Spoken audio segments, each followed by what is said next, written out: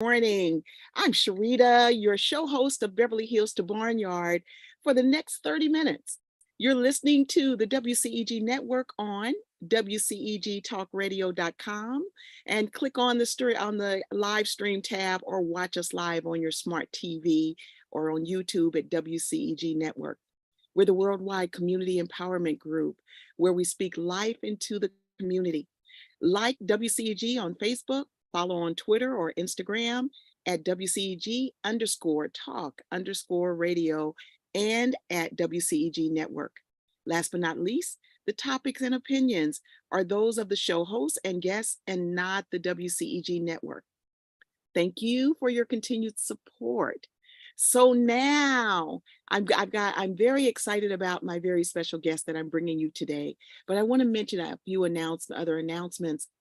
I'm going to be launching with some collaboratives a very important program that is going to help individuals, families, and farmers with veterinarian care. And it's going to be a veterinarian assistance program.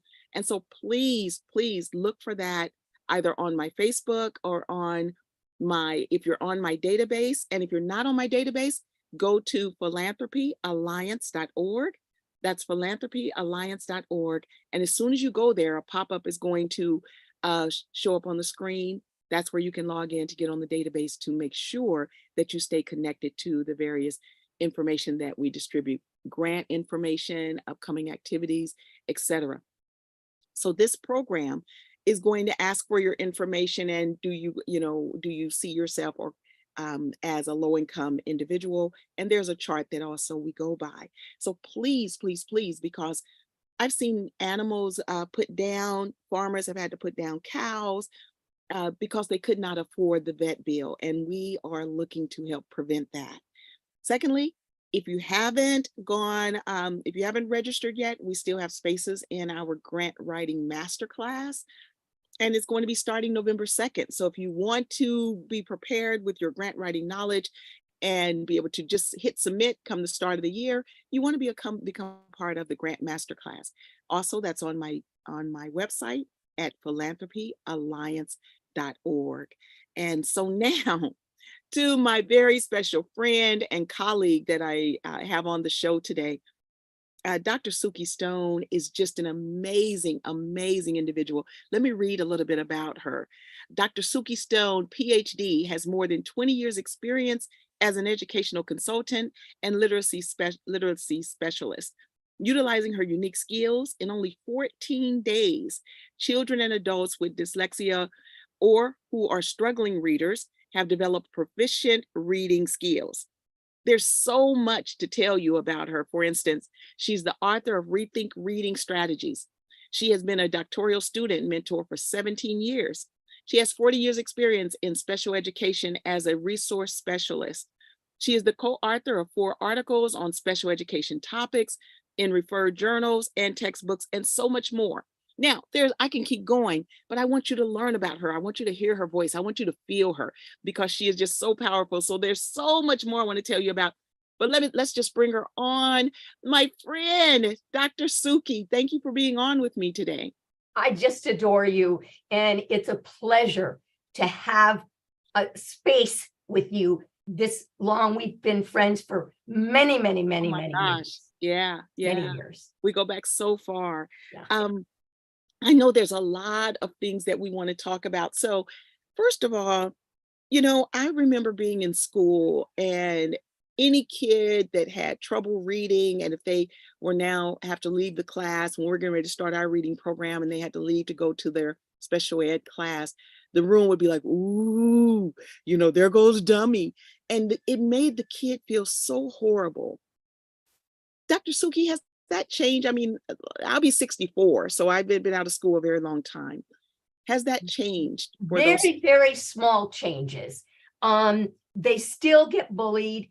I'm not sure that they understand, there's all kinds of bullying out there now, right? Okay, so I think that the aspect of dyslexia is out there. It was like nobody talked about it when I first became a dyslexia specialist, and they didn't actually have that. In Wisconsin and Massachusetts, before the law, we had actual state laws that allowed the children to come, because if you had a child that they couldn't teach, that parent was told your other children can come to school, but you have to leave this one home. They literally had to stay home. Yes, that child was not allowed to go to school. So in before the 60s, didn't have that. I came into getting special ed in the 70s. So in 1975 was the national law, but between 72 and 75, only Wisconsin and Massachusetts had a law that said we are finding children who are having difficulty, and these children need to be taught. I wrote my own curriculum for my children. Yeah, and now getting to that, you started out as a regular school teacher that then you began to specialize in. Right, just 1 year. And then I began to specialize. In between that, I had some surgeries. So when I went back to specialize in special ed in 1972, 73, that's when Wisconsin had the first. I went to the University of Wisconsin, and that's when they had the first law. So all teachers just didn't decide to start working with students that were having reading issues or whatever. What brought you to that? What made it? What I noticed was technically the children, I created my own, like I said, my own curriculum. So I knew that these children, I had to pinpoint them back in 1972 and 73. And once I did that, then I gave them tests, a test from Chicago. I had to make sure, because it's not just, seeing and reading and actually doing, it was a whole bunch of auditory processing and visual processing. You can see something, but not visualize it. So when you look at a B, you really see a D. So I had to learn all that through my college. And then I became an outside person that identified these children. And the teachers originally identified them, what children were behind. And I took those children in, and then I created my own, I never really published it, but I created my own curriculum for these kids. Well, speaking of, I saw an interview where you were talking about a young girl, and you had her create a collage. Yes. Yeah. That was Julie. She couldn't read anything, including her name on a card. So I said, and everything, she cried. And so I asked God, I said, help me, I need to do something. And I came back that day and said, today you're going to learn to read. And she did a collage of things that were passionate. So the bank. And we talked checking accounts and savings accounts and the teller, everything holistically. Not any phonics, not any, she couldn't do it. She had auditory problems. And so then she said, Miss Stone, there's another kind of bank. And I'm waiting. I have no idea what she's going to tell me. And I said, okay, Julie, what other kind of bank? And she said, well, when you go fishing, you sit on a bank. And that hit me. I knew God used me and my skills, but I knew that very minute that her personal knowledge was going to teach her to read. So what I do is I take the children, physically take the children and say, you tell me your passion. They love basketball. They love whatever they love. And I have learned, because I created this program, it's called the Write, Read, Lead program, but because they have a higher vocabulary than they're given credit for, Mm-hmm. I give them words from a thesaurus. And I'll never forget this one little girl. She had cerebral palsy, but she came to me. She was a high school kid. And the teachers didn't know what to do with her. Mm. And so she used words like consideration. And we talked about, she said some kids were being like bullied, right? Mm-hmm. And she said, I said, raise your hand. I said, be nice. And she raised her hand and she said, I think Jose needs some consideration. And the teacher said, how do you know that word? Yeah. She said, I have a Roget's International Thesaurus and I have a doctor. Well, as you were talking about connecting them to things that are familiar and that they love, my oldest son, when he was around in the 6th or 7th grade, and this boy could read, he just didn't really have an interest in school. Okay. But this boy would read baseball cards. I mean, he had a collection. He knew which ones were valuable. He could tell me we would sit at breakfast and he would just run down to me what's going on with this particular athlete or whatever. Basketball, baseball, all of them. But I got a letter that he wasn't doing as well in reading. And I saw it also on his grade card. So that summer, I told him, you're going to turn in a book report to me every week. And I subscribed to Sports Illustrated for Kids. And, cool. And by the time school started, his grade level had gone up 3 levels. His reading level had gone up 3 levels,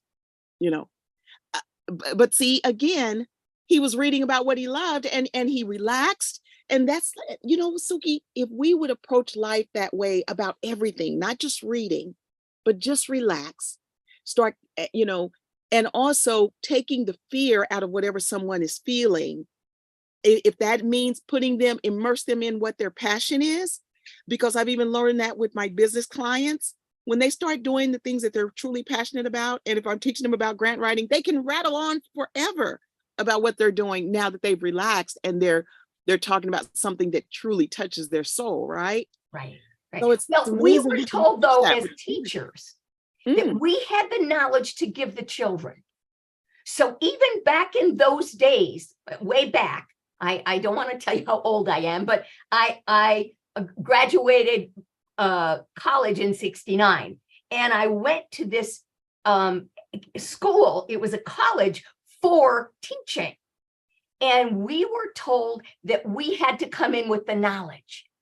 And what happened to me, my very first year, I taught one regular ed class in 4th grade. And the children said, I taught everything, PE, everything. The best thing about PE was my whistle. But I love that because I had difficulty myself. So the kids wanted to play basketball, and I had to learn how to play basketball and then teach them. And even the little kids, they were 4th grade, but I had 2 children that were really low, and they were the last people picked. So I made sure the next time we played basketball that they would be both of them would be the team leaders. So the children would say, pick me, pick me. They were the people that were in charge. No. So I turned things around. But that's what we need to do, is ask the children. And we don't, we still, even today, we don't ask the children. And that's the problem. We're still the people that have the knowledge. Yeah. Well, again, it's all about how we received our teaching on how we're going to put that on whoever we're teaching. So I'm so glad to have you on. I've got a couple of questions that I always ask my guests. And one of them is, what has been a hurdle that you've had to get through, Suki? I have, although with a lot of surgery, I have it improved, but I have a partial paralysis. And the hurdle that I've had to gut around is all the people that I met through my lifetime just didn't know how I could do things and that I had the abilities that, I just, people would say, oh, Suki's never going to get to college. I have a PhD and I typed my own PhD. I learned to, in my day, we had to have the typing thing because we were all going to be secretaries. Remember, that was when we didn't, that was a lot of the women stuff. We didn't, right? Okay. And the teacher said to me, Suki, I can't teach you to type. You need an elective. So I never learned to type. Then when it was time, I said, and I told my dad, he said, who's going to do your dissertation? I said, I am, but you need, I said, I'm going to teach myself. So I have to teach the kids how to teach themselves. Yes. And it's kind of like that thing when you give someone a fish, they won't go hungry for a day. But when you teach them how to fish, they won't go hungry for a lifetime. Yeah. And it's been an anonymous thing, so I don't know who actually wrote it, but I love doing that with my children. They teach me. And I tell them when they come to sit with me, you are the teacher in this program. I'm learning from you. Now, do I help them? Absolutely. Do I give them at the level? Like I was working with a high school kid, and he said his first sentence was, I love baseball. And I said, no, I said, we have to look another word for love because love. And I gave him predilection. And he said, what is predilection? Predilection means love. Ah. So his sentence became, I have a predilection for baseball. Oh, okay. See, I didn't even know what that was. Yeah. Donald looked it up for me. And in fact, he was in the he had done some things and he was in jail. And I taught him about the thesaurus. So he was actually a musician and he was writing love songs. And he was talking about the love songs. And I said, there's another word for, and he said to me, Dr. Stone, I'll look that up for you. Well, Dr. Suki, had you not gone through what you've gone through in your life, you probably would not have predilection for what you do now with the students. And I love to touch on that because when we on our journey, there's so many hurdles that we all have gone through. And if we look at those hurdles and look at what we're doing now, we will see that hurdle was just a learning lesson for us to take us into what we are doing and impacting so many lives, because we all are here for a greater purpose than ourselves.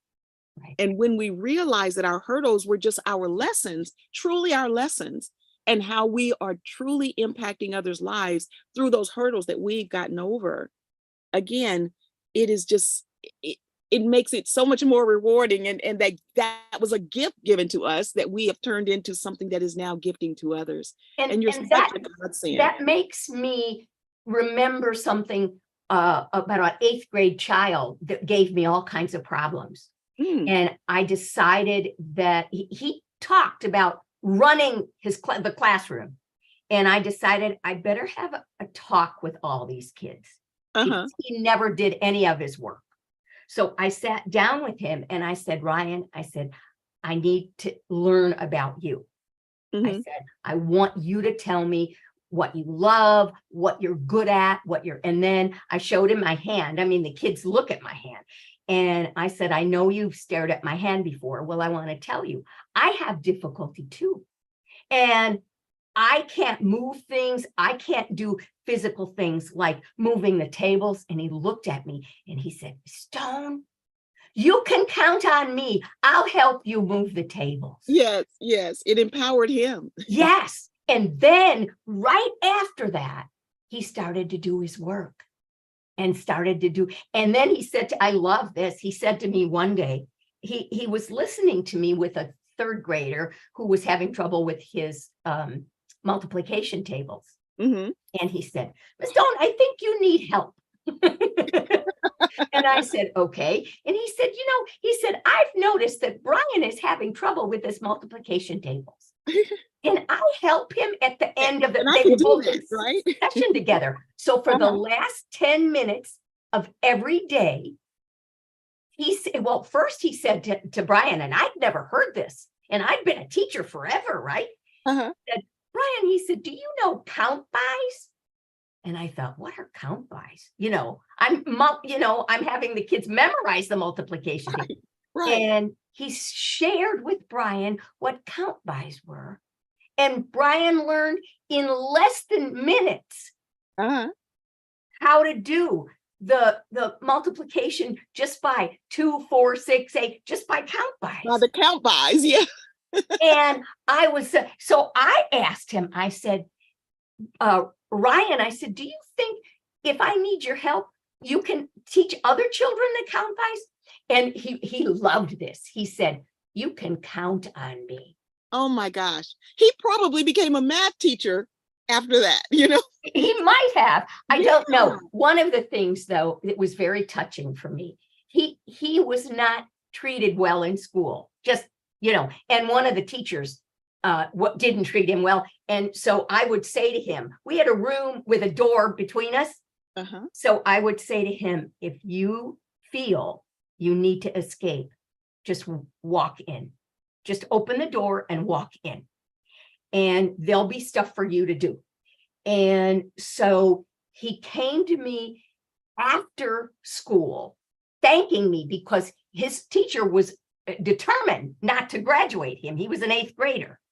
And he graduated and he came to thank me with a card he had written. Oh my gosh. And when he got to high school, he came back that first week and he said, I have something to tell you. He said, I know because you cared about me that you'll understand why I came back. He said, wow. You met my dad, because he had to sign papers for him to come into class. Uh-huh. For the IEP thing. And he said, and I lost my dad over the summer. And I know that you will understand how I feel. And that's why I have that relationship with these children that I have, because they know I care about them as people. Oh my gosh. Dr. Suki Stone, one of the things that you have got to do is use social media. I'm sure that if you put a call out there for any kids that probably have ever participated in your programs, you would love to know where they are now. Yeah, You've got to get some of your outcomes because I'm sure you will gain them. Yeah, I would. I do have a child. I was on a local television in San Diego, and he was in 2nd grade and he only knew 6 letters of the alphabet. And today he has a bachelor's degree in business. He worked for the church, and one of the companies was Cisco Foods. And they actually asked him to apply as a representative of Cisco. And now he's away from the church and he's employed by Cisco and manages 5 restaurants in San Diego. Wow. Outstanding. And this child just in 2nd grade didn't only 6 letters of the alphabet. He reads, he's just, and I had also a man that was 33 and his dream was to be a manager. And he worked from the bottom up for Enterprise Rent-A-Car. And he came to me because he didn't have writing and spelling skills. And he was never supposed to be a manager because managers actually evaluate their salespeople. And he didn't have the writing and spelling skills. So I was teaching him and he called me to cancel an appointment, rearrange it, because he told his boss, who said he would never be a manager, that there was a management position opening in a small area in San Diego, Santee, opening in Santee. And he had an interview. And I said, Keith, I said, you just tell me what happens. You call me that night. he called me at 8 o'clock and he said, Dr. Stone, I got the job. And I saw him on Instagram. He Yeah. spent 17 years as Oh a my manager gosh. for Enterprise Rent-A-Car, 7 years as managing Coca-Cola, and now he's managing his friend's bottle company. Wow. So that's what happens to the children that I teach, to the adults that I teach. That's what happens to anyone when Yes. they have someone like you Yes. that has opened the door to show that, first of all, that they are important. Yes. And two, that though they may not be able to have this skill, that they've got this one, Yes. you know, and you're so amazing at that. Yes. Yes. You know, and so it's just, I applaud you. And so now that was just one of your amazing outcomes. So one of the other questions that I always ask, what's something that is most memorable for you that you feel has truly touched your life? Well, can you top the one you just told me? Well, yeah, those are memorable for me because they don't just learn to read, they fulfill their own dreams. Yes. And one of the things that I want to do with the group of nonprofits, I have one nonprofit that takes care of families in rivers in San Bernardino. Okay. And a lot of these parents struggle with reading. Maybe they're not, you know, they read, but they struggle. So they can't get jobs that they want.